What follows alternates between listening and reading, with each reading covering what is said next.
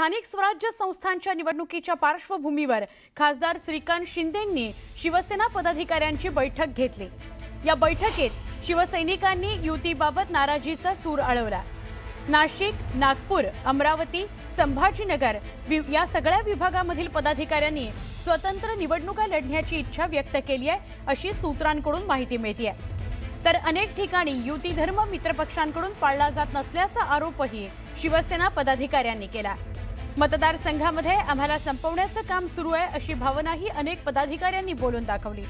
याशिवाय ठाणे, कल्याण डोंबिवली, नवी मुंबई, मीरा भाईंदर, उल्हासनगर, वसई विरार आणि भिवंडी या नगरपालिकांमध्येही शिवसेना भाजप युतीबाबत अजूनही संभ्रम असून दोन्ही पक्षांकडून स्वतंत्र मोर्चे बांधणी सुरू आहे।